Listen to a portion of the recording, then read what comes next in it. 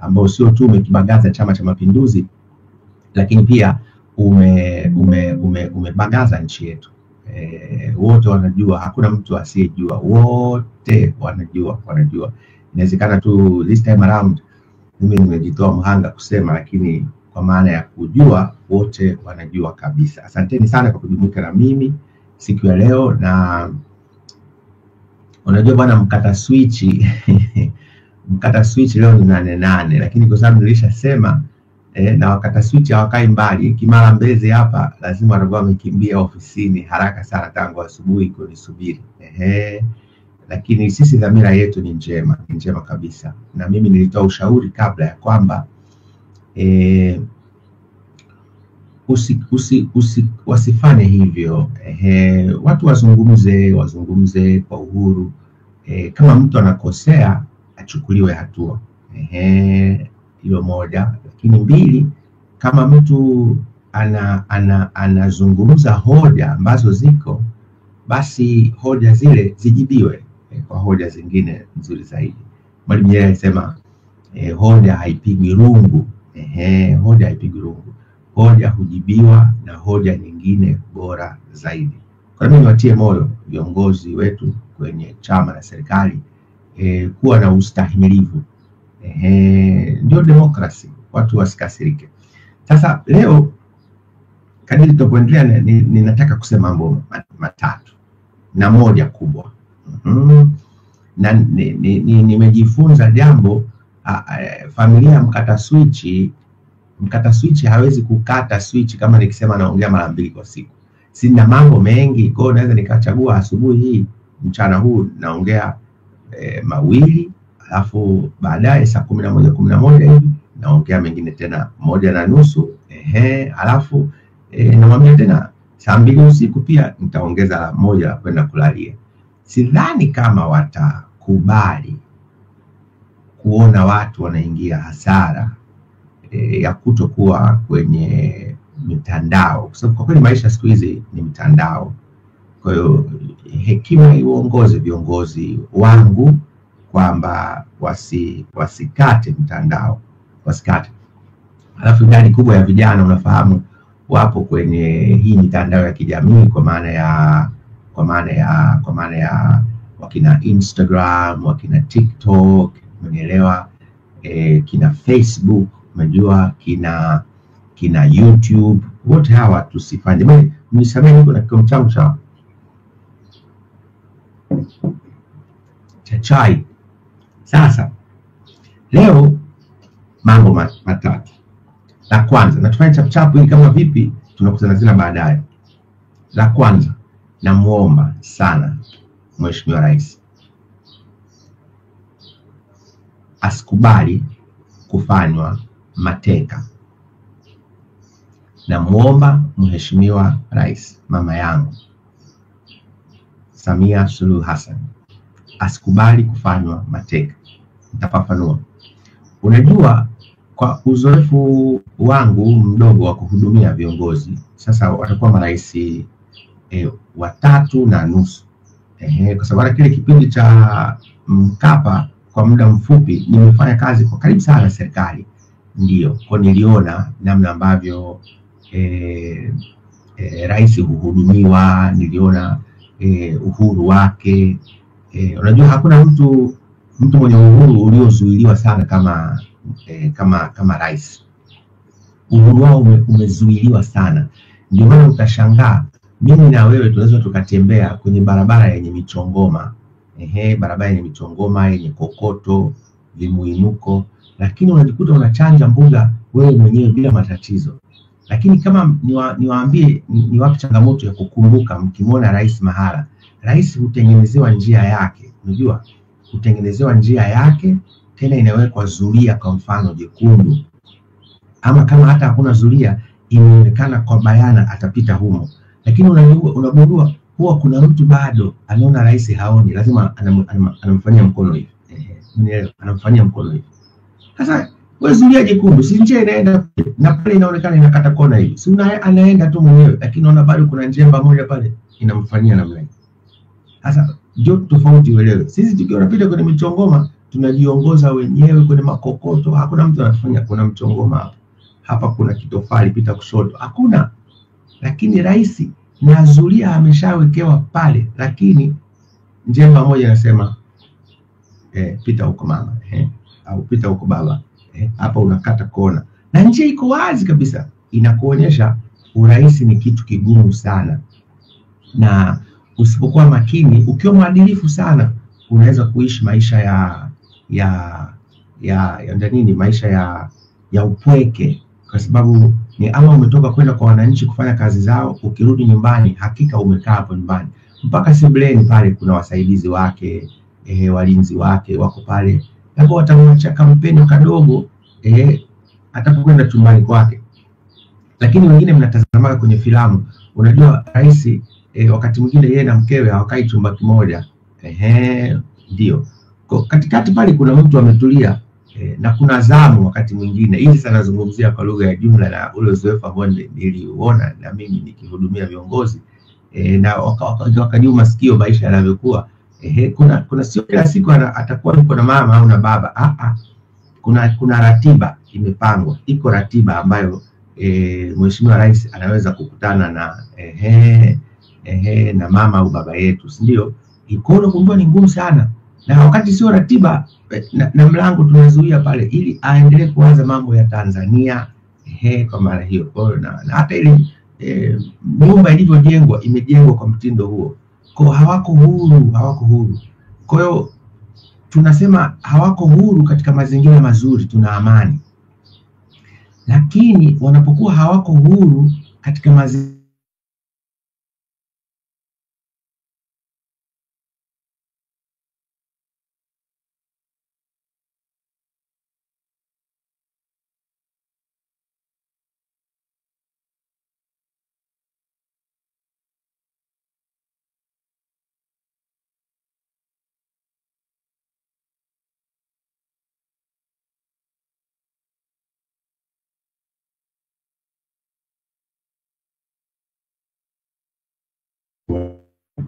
watu wa YouTube nao wamerudi.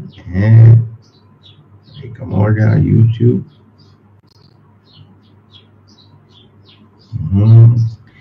Mimi natumia mtandao wa TTCL. Saa nyingine unakuwa vizuri, saa nyingine unakuwa mpeche. Ndio. Sasa kuna watu hapa nimesema TTCL tayari wamesharuka, msifanye hivyo. Msifanye hivyo. Hii ni kwa maana njema, ndio. Tafuta dakika moja tu, nataka nione kama hapa wenzenu tuko nao kule kwenye ndio wale wenzetu wa YouTube tuko nao, tunaendelea vizuri.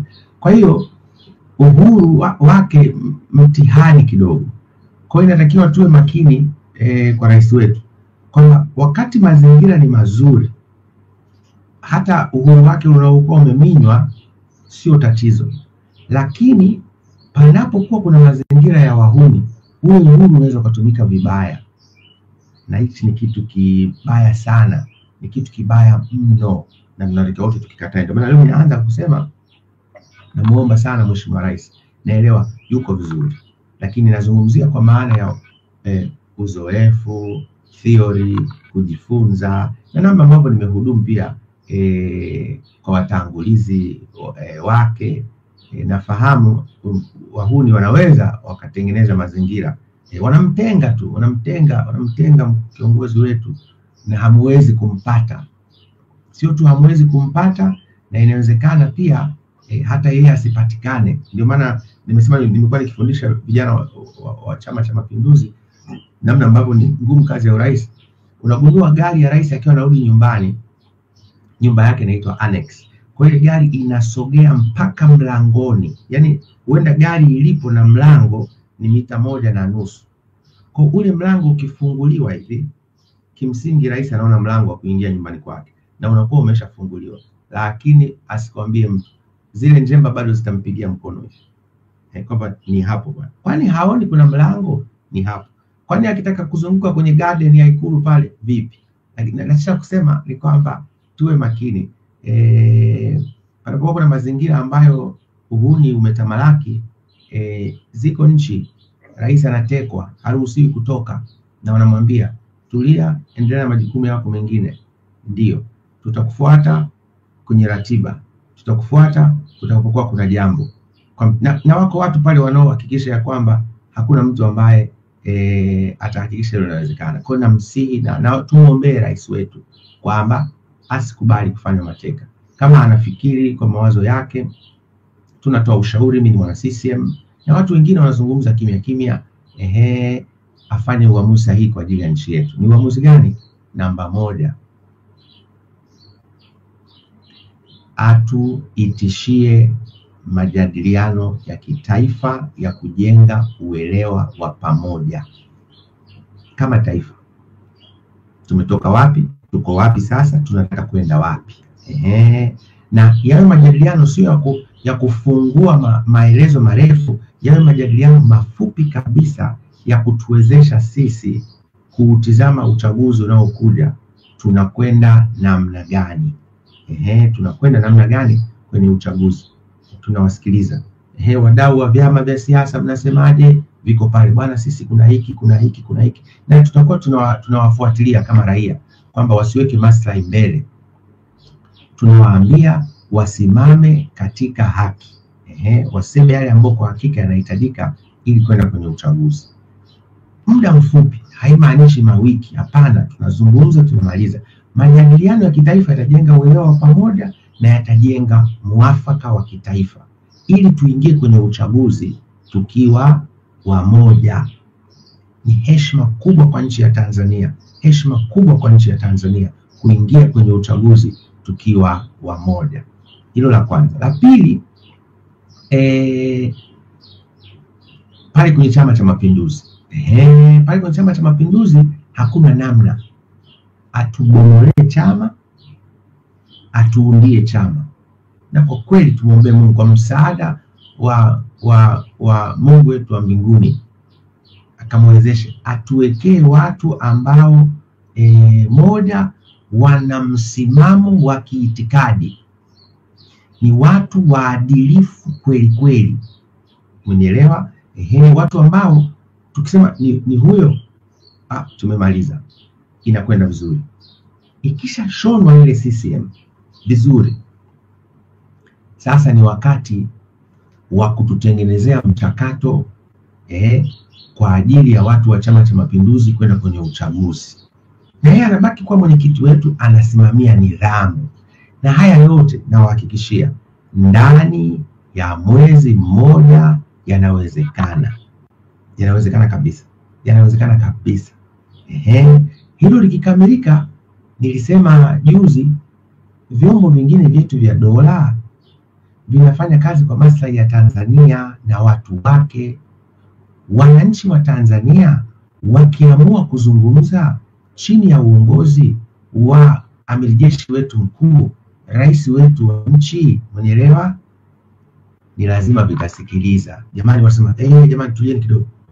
Nchi inazungumza. Nchi inazungumza. Kwa kama nchi inazungumza, italazimika watengeneze utaratibu wa kusubiri tuzungumze. Na tunakamda bado kapo, tunakamda. Ndani ya mwaka huu tunakamda. Ni wasihi wasiwe na mioyo migumu pia. Waende wakaweke utaratibu. Taifa linazungumza na watu wa chama mnakamilisha utaratibu wenu. Lakini nikasema kabla ya majadiliano ya kitaifa, mama, ikupendeze yule bwana yule bwana aende nyumbani kwake, aende nyumbani kwake, kamaone mkewe, watoto, utabarikiwa sana.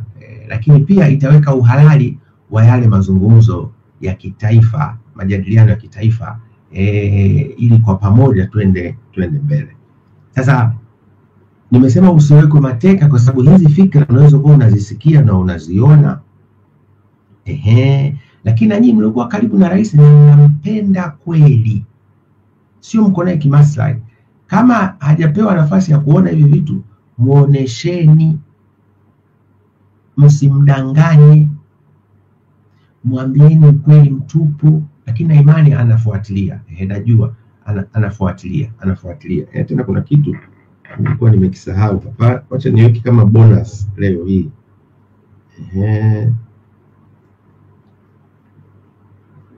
Ndio kama bonus. Ndio. Kwa hiyo asikubali kuwekwa mateka, awe na hiyo free thinking yake mwenyewe kabisa na afanye uamuzi. Na kwa maana hiyo, na ninaposema asiwekwe mateka, pia asifungwe na hiki kinachoonekana kwamba ndio imetoka ratiba. Nimeona watu wameanza kueleza inawezekana sijui siku za hivi karibuni Mheshimiwa Rais anakwenda kuchukua fomu. Mheshimiwa Rais, usikubali huu mtego. Huu ni mtego unaowekwa mbele yako, na ni mtego ambao mhanga utakuwa wewe. Usikubali kuendesha nchi ambayo watu wake wamegawanyika. Usikubali kutafuta uongozi wa nchi ambayo watu wake wana manunguniko ndani. Usikubali kuongoza nchi ambayo watu wake wana hofu.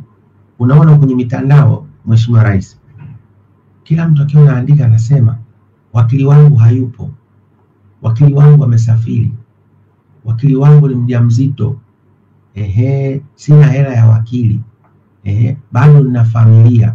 Hivi ni vitu viko kwa watu. Mimi nazungumza na watu wengi, niko hapa mjini, nazungumza na watu wengi sana.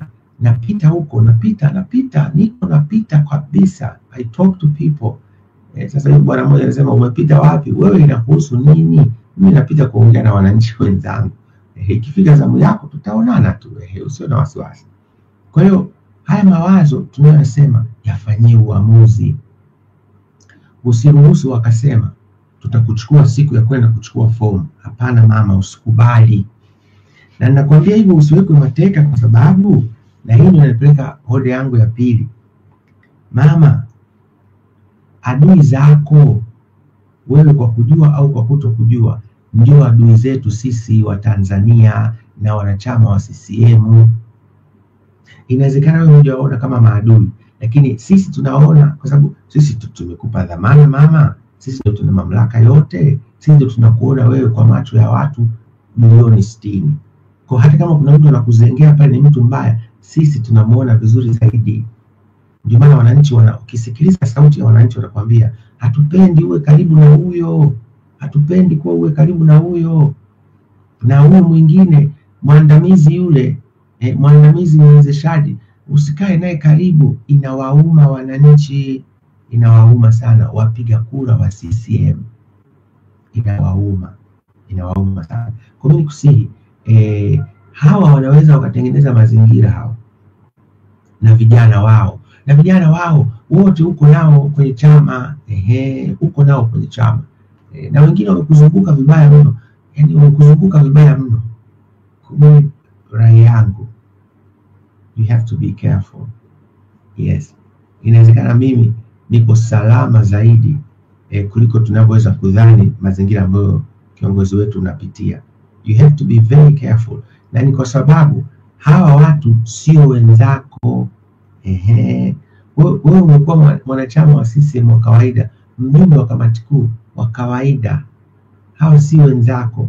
Wana mipango ya muda mrefu ya kuteka chama chetu, ili wakitumie chama chetu kwa maslahi yao kubagaza nchi yetu.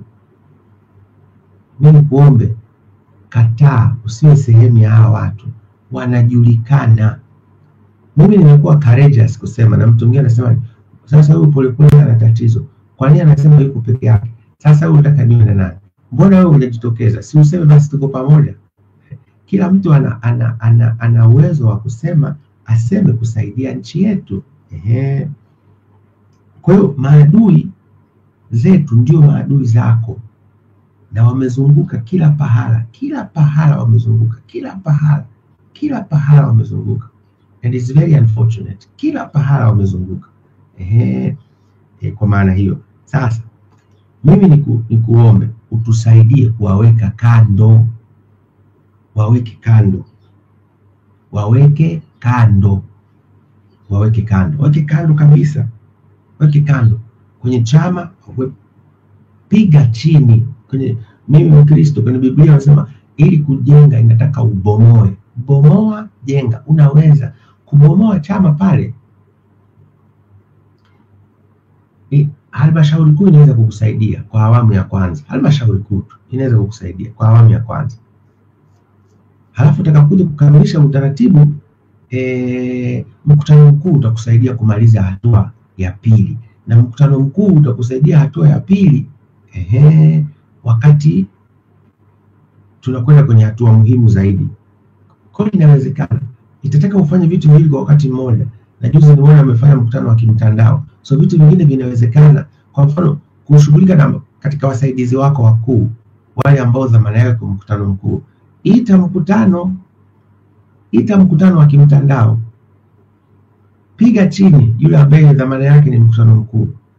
Alafu baada ya hapo wale wengine tunamalizana nao kwenye halmashauri kuu tu. Ni rahisi mno. Ita mkutano wa kimtandao, piga chini yule mwenye dhamana ya kule juu. Na nilimwambia piga chini mama, mimi sina matatizo, mimi siogopi, yani mimi namuogopa Mungu tu. Umenielewa mama? Piga chini. Kwa sababu nitakupa mfano mmoja. Mimi kwenye nchi yetu katika kuwahudumia nini, na kwa sehemu nimeumwa na nyoka pia. Mama Samia ulikuwepo wakati tunafanya kazi chini ya uongozi wa Rais Magufuli. Na mimi nilikuwa mojawapo ya watu ambao wanawasaidia. Tulikuwa wengi. Saa zingine huko mtandaoni inaonekana kama vile watu wananiuliza mimi zaidi, udhani kwenye utawala ule tulikuwaga mimi na Magufuli tu. Hapana, tulikuwa wengi. Kimsingi walikuwa wakuulize wewe Mama Samia, walikuwa wamuulize ndugu Majaliwa, hata Mpango walikuwa wamuulize kwa sababu alikuwa waziri wetu wa fedha, labda waje mkani huko kama bwana, sisi na Magufuli kwa kweli tulikuwa tuna uhusiano mzuri. Kwa sababu lesson hapo nitajua kumbe hata zamani hamkuwepo. Kwa kweli tulikuwa tu tumebaki kama tunavyosema wachache mno, ndio maana tunapokea labda wanaita malalamiko wale ambao wanahisi kuna malalamiko, lakini wote tulikuwepo. Kazi moja tulikuwa tunafanya kipindi kile ni kusikiliza umma, wananchi, kuwasikiliza. Na katika kuwasikiliza wananchi wanakuja na mambo mengi. Nitawaambia mambo mawili nilipata kujua. Na moja lilijadiliwa kwenye kikao cha kamati kuu ya halmashauri kuu ya taifa. Na haya maneno nataka mnielewe. Siyasemi kufukua makaburi, hapana. Ninasema kumtahadharisha Mama Samia.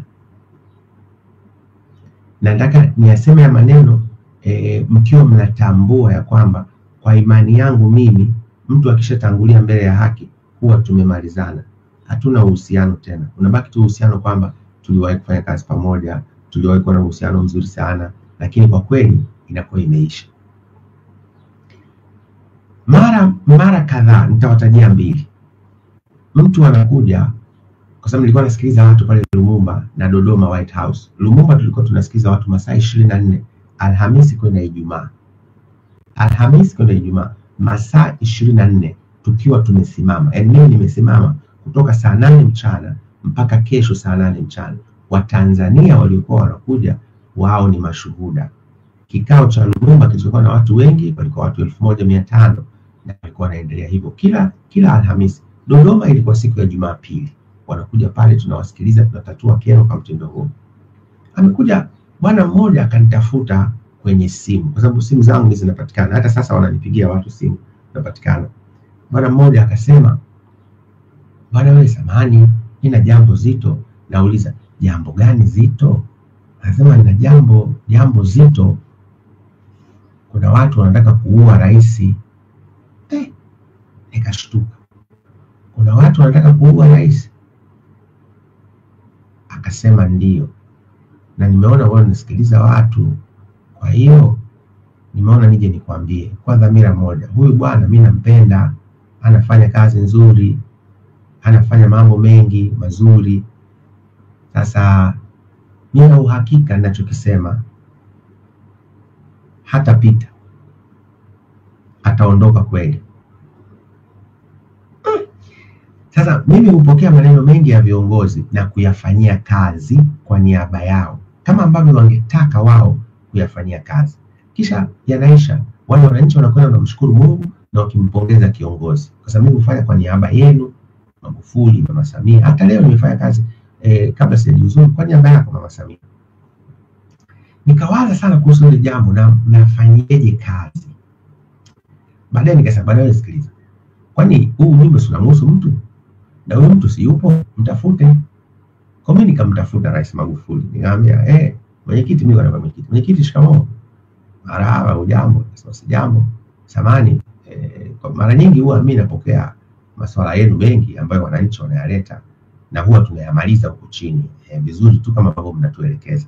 Lakini sasa nipata moja limekuwa gumu kulimaliza, nikaona nikuletee wewe mwenyewe, linakuhusu moja kwa moja. Akasema, jambo gani? Nikamwambia, amekuja mtu amezungumza maneno kwa upole, kwa unyenyekevu. Amesema utakufa. Sasa hiyo mimi nimeshindwa kulifanyia kazi. Kwa nimeona nikujulishe, najua unafanya kazi kubwa, pole, lakini nasema hili siwezi kulifanyia kazi yoyote. Wewe ndio mhusika, nikwambie. Kwa huo ndio ujumbe wangu. Akapause kidogo.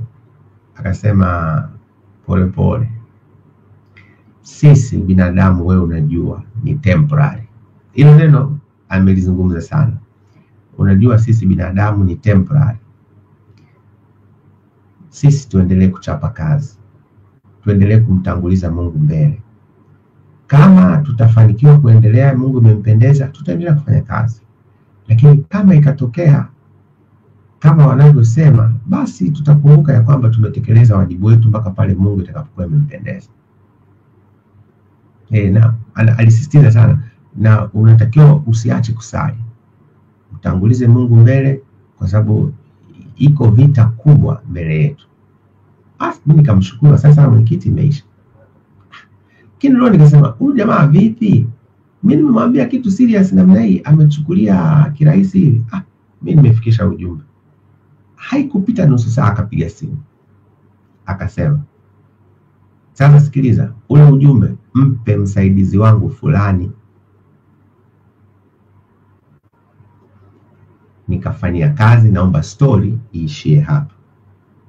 Na wauliza, Magufuli alikufa hakufa?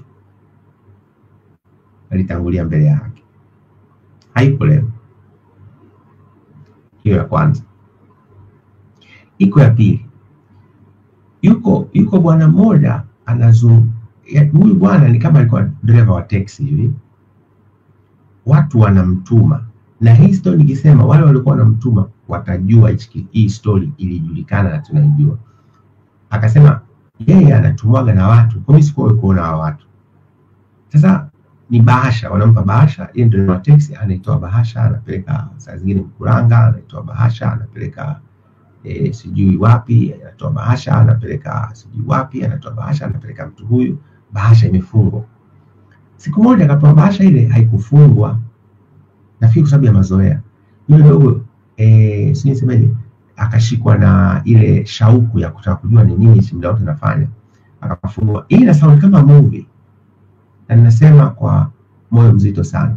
Akafungua. Kufungua mle ndani akakuta majina yameandikwa na coding, yani zimechorwa kama alama ambazo kwa haraka ukitizama has make sense, but kuna majina. Wametaja majina mengi. Kipindi kile walitaja wakuu wa chama, alitajwa Magufuli, alitajwa Mzee Mangula, mimi nimetajwa. And then wakati mwingine kodi, yani hivyo. Nikamwambia tena yule bwana, nikamwambia tena ndugu Magufuli. Nikamwambia ndugu Magufuli, na kwa hiyo kitu kimekuja. Akasema mwambie yule bwana. Nikamwambia yule bwana. Tukafanya kazi. Baada kuja kuonekana kama si kitu kilikuwa muhimu hivi na nini. Hata kwa mfano mimi hapa, mimi sina shida. Mimi hakuna mtu atakufanya kitu chochote. Yani hakuna. Yani kile kiwango ambacho mimi Mungu ananipigania, mimi nakaaga kimya tu. Usijaribu, utapata tabu, nakwambia ukweli wa roho. Lakini sio kila mtu labda amepata kibali, neema na rehema ya kupendelewa na Mungu kiwango mimi nimependelewa. Mimi huwezi kufanya hilo. Nienda kwa ibilisi mwenyewe. Ibilisi sio mganga wa kienyeji. Bwana vipi? Yaani ukitaja jina langu unaweza ukapigwa. Kwa sababu ni taarifa ya Mungu ambaye namtegemea, ambaye sisi wa Kristo tunaamini anakaa ndani yangu na mimi nakaa ndani yake. Hii ni mambo ya Wakristo sasa ndio. So haya maneno mawili nimeyasema, na mtakumbuka kipindi kile si mzee Mangula alipewaga sumu, mnakumbuka? Sasa hivi vitu vyote ni muunganiko. Mimi leo nikikaa nikitafakari nasema no. Potelea pote niseme wana mtandao, makundi ya kihuni, hasa kwenye CCM ambako ndio watakuwa wanaingilia kule, na huko serikalini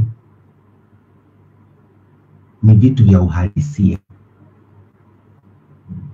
Nachomwomba Mama Samia awaweke pembeni hawa watu, hawana dhamira njema na yeye, na saizi wako naye kama wanamtumia tu, kwa sababu wana mtandao. Mama wewe uliza vyombo vyako, usisikilize mimi kijana wako naonekana mkorofi, uliza vyombo vyako. Eti wana mtandao walikuwa na succession plan ilitengenezwa, ile succession plan ilikuwa inahusu kina nani? Mbona watu wengine wako kwenye lineage, wako kwenye ule mnyororo wa kushika madaraka ya nchi kwa kujitengenezea wenyewe kinyume na maelekezo na taratibu za chama? Uko nao Bennett. Yaani mama, huoni haya mambo? Huoni? Tuwekee kando hawa watu kama wanatupenda Mama Samia na kama wanakipenda Chama cha Mapinduzi. Watu wanalia everywhere. Wako watu wanapanga safu. Hapo kuna watu walikuja wakatengeneza mtandao fulani. Kipindi cha Lowassa ulitengenezwa mtandao fulani for you movement, ikaenda ikafanya umoja wa vijana wa Chama cha Mapinduzi iwe sifuri. Juzi nimeona kijana wetu, mwenyekiti wetu wa umoja wa vijana na mjumbe wa kamati kuu, ni kama alijaribu kunijibu hivi kwa kuzunguka. Nataka nimwambie mimi nimekuwa kwenye chama pale, kuna vitu navijua na yeye anatakiwa anufaike. Nilisema mimi niko kwenye chama pale, niko very deep. For you movement haikuwahi kufa. Walikuwa na Iran wako hadi leo. Wengine wanagombea ubunge huko kwenye CCM na huenda mtawapa. Lakini hao wanatengeneza mitandao ndani ya Chama cha Mapinduzi. Baadaye wakaotoka kwenye For You movement kusema kwa Lowassa ikapewa jina lingine. Kwani hii ya sasa hivi Tanzania Kwanza nimewahi kuuliza, Afrika Moja zote ziko, mimi naambia tu kweli. Kwa sababu ni mambo ya CCM, kuna naweza nikazungumza tu kwa uhuru wala sijasema vibaya. Kwa nini mnatengeneza mitandao ambayo inafanya umoja wa vijana wa Chama cha Mapinduzi uonekane non-existent, yani kama haupo? Mwenyekiti wa UVCCM na kiongozi wangu mjumbe wa kamati kuu, unanisikia fahari kuona vijana wengi wanaojinasibu kama watu wa chama, lakini wana mfumo wao wa pembeni unaofanya kazi. Halafu mkihoji wanawaambia tunatafuta kura za CCM nje ya CCM. Uongo mtupu. Hayo ndio mavitu na madudu na mamkakati ya wana mtandao. Kura za CCM zinatafutwa kwa kazi nzuri kwa wanachama, sio kwa mbinu. Kura za CCM zinapatikana kwa kazi nzuri kwa wananchi wa Tanzania, sio kwa mitindo na mbinu ya tu vikundi. Sisi tulikuwa kwenye chama tuliwapiga pini. Hakuna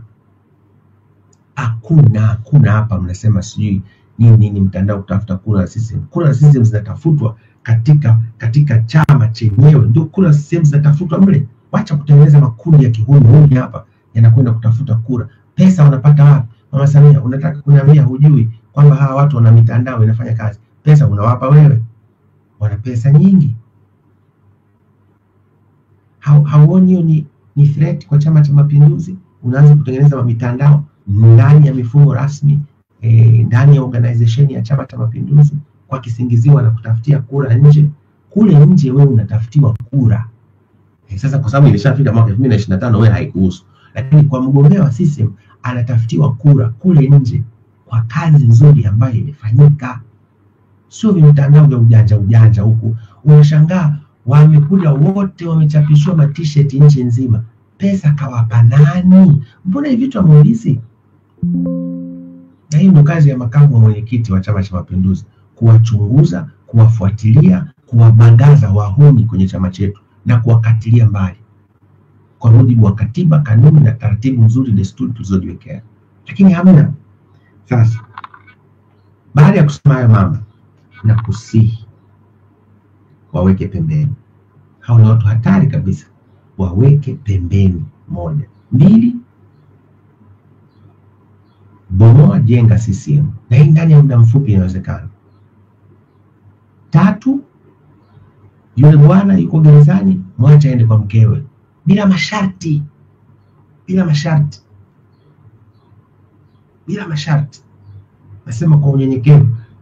Sijaingilia uhuru wa mahakama. Mimi nimesema bwana yule yuko gerezani. Inawezekana gereza labda liko Colombia. Lakini mmeshanielewa au sio ndugu zangu? Ndio. Halafu itisha majadiliano ya kitaifa. Wadau wote wa kisiasa, vyama vyote vya siasa viwepo. Viongozi wa dini zote walete. Hawa ni wazee wa taifa. Walete viongozi wote.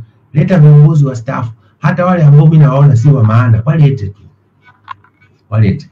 Wakitaka kuwa wamejaa wazee, ita na wengine usiowapenda. Wako kuna wazee wengine huwapendi mama. Ita na wale. Na kuna wazee wengine wanaonekana kukosoa, wanaonekana upinzani. Wako wasaidizi wako wengine wanaona wazee wanaokosoa, wanaosema nyinyi mtakuwa wapinzani. Hao wasaidizi mama, kaa nao macho, kaa nao macho. Alafu soma mchezo mama. Mbona nakuona kama hauoni vizuri? Usome mchezo. Huyu na huyu, lao hili moja. Huyu na huyu. Huyu uko naye hapa, huyu uko naye huko. Wote uko nao. Lao hili moja. Kutimiza malengo ya nini? Kundi la mtandao. Huyu ni msaidizi wako nyeti. Huyu mnakimbia naye kwenye safari ambayo kweli usinichukue vibaya, hii mlioichakachua ndio ilikuwa muende naye. Hamwezi kwenda kwa sababu utaratibu unawatoa nje. Lakini lao hili moja.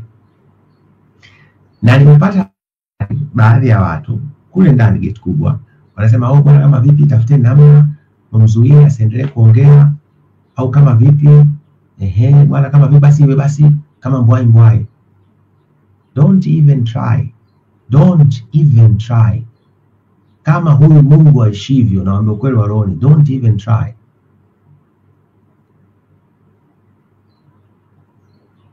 Na napata taarifa, wala msiwe na wasiwasi.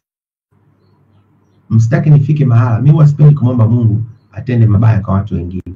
Huwa napenda kumomba Mungu abariki wengine. Na ndio maana hata kila siku nasema Mungu na kuomba mbariki rais wetu, mpatie moyo wa nyama. Mfanye aone mambo mazuri yetu. Usifanye awe amejaa hasira. Kwani mimi sishindwi kuomba Mungu awalaani? Kwani mimi sishindwi niombe Mungu ashushe moto wa rohoni, mteketee muondoke? Tuseme inna lillahi wa inna ilaihi rajiun. Kwani mimi sishindwi? Mimi namtegemea Mungu, usifanye mchezo. Ninachotaka kuambia, hizi habari zote mnafanya msijaribu. Siku ile mlienda kumteka dada yangu, mlikuwa mnanitafuta mimi. Mumeenda kule nimeondoka. Mmenikosa. Kwa sababu siku natoa barua, nimehama kila pahala. Si mnafahamu hicho kitu? Ofisi ile nilikuwa napangisha, nimeachia. Nyumba ile nilikuwa napangisha, nimeachia. Halafu nanyi mkajaa pale ngii, mkadhani mimi ni mjinga. Yaani nifanye mambo yale alafu niwe nakaa kwenye nyumba ile. Nilishaondoka kitambo. Sasa mnaanza kuuliza, mnahusisha na vile wale watoto wengine wale na hawa watoto wa karibu na ni nyumbani. Na hawa watoto angalia, nyinyi mna umri mdogo. Hii Tanzania na muda mrefu mtakuja kufungwa. Shauri yenu. Mtakuja kufungwa. Be careful in this country. Usifanye mavitu kudhani wewe una kinga ya milele. Hapana. Mtafungwa. Laini zenu zinajulikana. Mko salama tu saizi kwa sababu hapa mtafungwa. Hao unaishi kimtandao chenu ndio mnaenda kunitafuta. Ndio nawaambia kuna mji huko Bahari Beach. Mnaenda kule kumzonga dada yangu mpaka leo ana msongo wa mawazo hajiamini, inaweza kikombe kikadondoka hivi akaruka mama maskini, mama wa watu. Mtihani mtupu umemtengenezea. Mnielewa? Don't do that. Alafu mnaendelea kuuliza. Majuzi hapa nimeenda Paje. Isingekuwa watu wangu wa karibu kuniambia acha kuwachokoza hawa watu, ningewaambia niko Paje Pemba, Zanzibar, Paje kule upande wa mashariki. Paje, njooni, afisi ningesearch hoteli zote pale na kuna utalii pale. Acheni. Don't even try. Don't. Msije fanya Mungu aachilie hasira yake kwenu. Mtakauka. Hilo la kwanza la kiimani ambao mimi kwangu ninafanya kazi na nina ushahidi, na ndio maana najiamini kupitiliza. Kwa Mungu naye muamini, Mungu wa mbinguni, babake Yesu, mimi ni Mkristo. Ni hatari fire. Hilo moja. Lakini kuja mbili, kuna mwaka kesho tukishaweka utaratibu sawa, mtafungwa ninyi mnaofuata maelekezo haramu, mtafungwa. Na mnafahamu gate kubwa ambapo mambo huwa yanabadilika. Mimi tunafahamiana. Mnafahamu watu wa gate kubwa mambo ambayo huwa yanabadilika. Mnajua namna ambavyo kufukuzwa kazi kwenu na kuchukuliwa hatua huwa ni kama hivi. Don't. Lakini nawashukuru sana wale watu wote ambao ni watu wema, very rational people, ambao wanayatazama mambo kwa hekima, kwa busara, kwa weledi. Ninawashukuru sana. Na namuomba Mungu wa mbinguni awalinde, awahifadhi chini ya mbawa zake. Asipatikane mtu kuja kuwafanya chochote, kugusa hata unyweleo wenu. Lakini pia namuomba Mungu aendelee kuwalinda na kuwapa faraja Watanzania wote wenye dhamira njema. Waamini ya kwamba Tanzania itashinda katika hili na wahuni hawana nafasi kwenye nchi yetu. Hatua inayofuata. Baada ya kusema haya, nafahamu ratiba ya tume inasema tarehe 9 mpaka 27 kuchukua fomu inarejesha. Mheshimiwa Rais Mama Samia Suluhu Hassan, usiende kuchukua fomu. Usiende kuchukua fomu. Ukienda kuchukua fomu, umetutukana Watanzania wote ambao tunaona kuliko wewe unavyoona. Usiende kuchukua fomu. Ukienda kuchukua fomu, utakuwa umetutukana sisi Watanzania wote ambao tunaona kwa uono mpana kuliko unavyoona wewe na wale watu wachache wamekuzunguka. Na wale wanakupa shinikizo. Usiende kuchukua fomu. Usiende kuchukua fomu kwa mapendekezo niliyotoa kwanza yafanyike, lakini usiende kuchukua fomu kwa sababu ndugu Malisa si ana kesi. Mie siungi mkono kesi. Kwa sababu kwenye CCM, mwana CCM hatakiwi kupeleka kesi mahakamani. Inatakiwa tuzungumze. Lakini sasa nyinyi viongozi wabishi, hamsikilizi, mnazima masikio. Nimekupa mfano. Makamu wa mwenyekiti Mzee Wasira anapata taarifa za kuhusu mambo yako wewe mama. Anagoma kusema aleti. Nilikupa neno juzi la utafiti. Fanya triangulation. Fanya triangulation. Fanya triangulation. Ukiona hivyo, wako wasaidizi wako wengi na watu wanaokupenda wamechoka na matendo yanayoendelea. Wamechoka na wanajua mambo hayaendi sawa sawa. Sasa sisi tunaendaje kwa mtindo huu? Halafu wewe unawezaje kuwa sasa hivi uko pale, halafu na watu wanaanza kutaka kugombea mwaka 2030? Inawezekana? Ndio utaratibu wa CCM. Utaratibu wa CCM ni mwiko kuzungumza uchaguzi ambao hauko sasa. Ni mwiko mkubwa. Kwa ni wahuni tu wanaweza anza kujipanga 2030. Ndio hao mawaziri, ndio huyo waziri mmoja, sijui kuna wenzie, lakini huyo mmoja at least anajulikana. Anazunguka nchi nzima. Huyu ni offspring, ni mtoto wa wale maguruguja wana mtandao. mtu wa hovyo kabisa, anazunguka huko nchi nzima, wana lundo la mapesa, wanagawa mapesa everywhere, wanakupangia bunge, wanakupangia nani atakuwa nani. Usikubali Mama Samia, usikubali, usikubali. Una nafasi ya kuwaweka kando, kulibomoa genge, kubomoa na kujenga CCM, kuweka mchakato wa uadilifu wa kupata watu wapya watakao kupeperusha bendera. Kipindi hiki tunafanya mageuzi ya ndani ya Chama cha Mapinduzi. Weka majadiliano ya kitaifa, wote kwa pamoja, taifa lipone, tuingie kwenye uchaguzi tukiwa watu wamoja. Tutakukumbuka maisha yetu yote. Story ya mwisho, bonus. Nimesema huwa sipendi kuzungumza watu ambao wameshatangulia mbele ya haki, lakini leo nataka nitoe pole kwa Mama Ndugai. Mama Ndugai tunafahamiana. Mama, pole sana.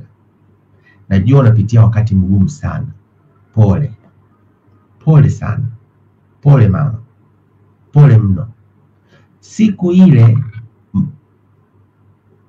ndugu Ndugai ameenda kwenye kamati kuu, hajabadilisha hata shati la kijani, kaniita nyumbani kwenu pale Kisasa. Nikaja. Nilikuwepo mimi, wewe mama, na ndugu Ndugai. Umenikaribisha, tukala pale, tulizungumza kutoka saa 1 jioni mpaka saa 6 usiku. Mambo mengi. Asante kwa kunikirimu nyumbani kwenu, kwa kusema na mimi kama mdogo wenu. Kwa Ndugai alisema niongee na wewe kama mdogo wangu. Sasa kama Ndugai alikuwa ni kaka yangu, wewe ni shemeji yangu. Kwa pamoja tukazungumza kwa urefu sana, na nikamwomba siku 5 nikatafakari. Ilikuwa mambo ya shule ya uongozi. Pale nikasema mimi sioni shida. Na nyinyi mama, unakumbuka msimamo wenu kuhusu shule ya uongozi. Nashukuru. Lakini kwa sababu ilikuwa ni lazima niache shule ya uongozi, nikamwambia naomba siku 5. Akaniambia hapana, kesho tukimaliza bunge uniambie.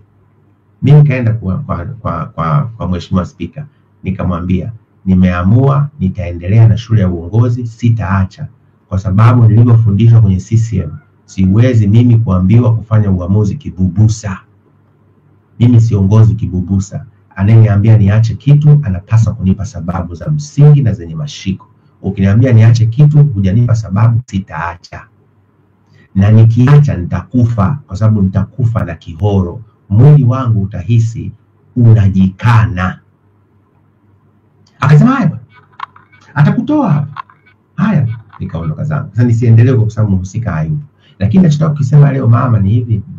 Ilipoanza habari ile amezungumza kuhusu mambo ya deni la taifa na mikopo na kila kitu, hakuongea kitu kibaya. Hakuongea kitu kibaya. Na sasa hizi wataongea watu wengi sana maneno kuonyesha walimjua sana Ndugai. Wengine watasema watamtia maneno, wengine watamtia maneno kutokana na uongozi wa awamu ya 5 ambao wewe ndio ulikuwa msaidizi mkuu wa rais. Ndio nilikwambia pale, siji kwa nini hawakuoni wewe lakini wanamuona Magufuli ndio alikuwa mbaya, wakati wewe ndio ulikuwa msaidizi wa rais. Au ni wanafiki. Huyo Majaliwa si alikuwepo kule. Sasa mbona yeye hawamuoni? Wanaona mtu mmoja tu Magufuli, kana kwamba aliendesha nchi hii single handedly. Si kweli, ni wanafiki. Kuwa makini. Muhuni ni muhuni tu. Muhuni habadiliki. Alikuwa jana, leo na hata kesho. Nachotaka kusema kuhusu Ndugai, alipozungumza vile, sasa nikaanza kuona pressure. Jiuzuru. Sasa kwenye chama chetu ukishaona umoja wa vijana wameanza kukushambulia, jua wale ni kama kobe. Ukiona mahali polini kobe yuko juu ya mti, usihangaike na kobe, tazama pembeni, kuna mwenyewe. Kwa mimi niliyekuwa kwenye Chama cha Mapinduzi, najua mambo yetu. Niliposikia tu umoja wa vijana wameanza kumpiga spana spika, mjumbe wa kamati kuu, nikasema imeisha. Nikamtafuta, na hapa kuna rafiki yangu mbunge, sitamtaja, ila ikifika siku anataka kuleta mambo ya kibishi, mimi nitasema yule ndugu yangu anisamehe nimtaje, ila leo sitamtaja. Nikampigia simu Ndugai, nikamwambia hivi, usijiuzuru, Ukijiuzuru utafifisha sauti za haki na za kweli kwenye chama na nchi yetu. Wewe umezungumza tu kuhusu deni la taifa na kukopa, unaambiwa ujiuzuru, na ni spika mkuu wa mhimili. Nani mwingine atakuwa na jeuri ya kukosoa? Usijiuzuru. Kama vipi? Acha ufukuzwe, utafukuzwa kwa heshima. Sasa akasema sawa, sasa unajua. Sasa nikamwona kama vile namna gani, nikamwambia hivi, mimi kesho nakuja. Ilikuwa kama saa 6 usiku, nikasema mimi nawasha gari hapa, nawasha gari nakuja Dodoma, nakuja huko Kongo. Akasema hapana, usifanye hivyo, hapa kuna watu wengi na tunajua ni kiongozi na wasaidizi wanafanya kazi nzuri ya kupeleka taarifa. Akaniambia yule mbunge kesho asubuhi saa 12 atakwenda Kongo. Akienda Kongo tutatumia simu ya yule mbunge kuzungumza na mimi. Na kweli asubuhi yule mbunge akaenda Kongo, mimi nikazungumza na Ndugai, nikamwambia kiongozi, hujakosea.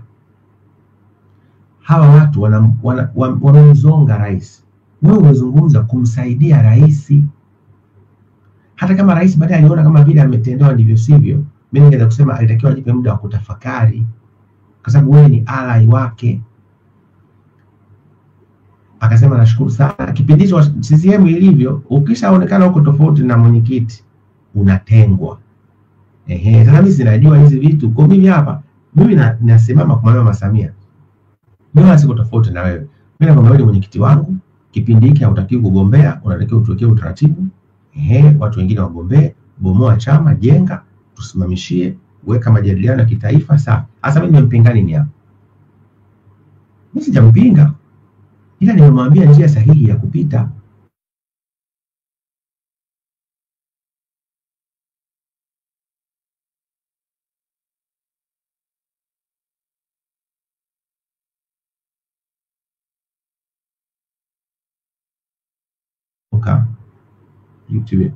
YouTube imerudi. Kwa hiyo mimi nasema kile kitu sahihi. Kwa hiyo nitamwambia usijiuzuru. Ngoja kidogo, watu wetu wa Instagram imerudi. Asante sana. Wazee wa TikTok mko steady kwa mtindo huu. Asante sana. Kwa hiyo nikamwambia usijiuzuru. Tukakata simu, amenishukuru. Nisiendelee story mbele kwa sababu watu wanaweza kumjua yule mbunge. Instagram wanapotea. Amerudi Instagram. Sasa nini kikatokea? Na hii naisema kwa Mama Ndugai. Yuko mtu alitoka Dar akaendesha gari kwenda Dodoma, akaenda kumwambia nimetumwa na jiuzuru. Sasa kwa sababu huyo mtu ni mtu very influential, sehemu ya kundi la mtandao, tena mtu mwenye skendo nyingi, labda anaheshimika kwa pesa zake, lakini kimsingi hastahili kupewa heshima yoyote. Ukiwa hujasimama imara, anaogopeka. Kwani nilipita siku nikasikia nimekosa mimi, nimekosa sana, sitarudia tena, something like this.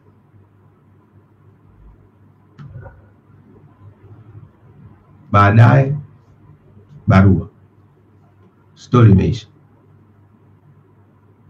Sasa yote haya coordination yake mtandao wa kihuni. Tukatai. Baada ya kusema na washukuru sana ndugu zanguni. Hivi sasa ni saa 7:01. Tumetumia takriban lisali moja. Leo nataka kutumia tu lisali moja ili mkata switch ninakula naye tena sahani moja. Mungu akipenda baadaye nitakuwa nawajulisha ghafla pap. Alafu tunaingia tena. Mambo ni mengi na muda ni mchache. Narudia tena na kusihi mama yangu, Mheshimiwa Rais Mama Samia Suluhu Hassan, usichukue fomu kesho. Ukichukua fomu kesho umetutukana wa Tanzania wote. Sisi sio watu wa maana. Na wewe unautaka urais kuliko sisi tunaokupatia wewe. Mimi sipendi ufike huko.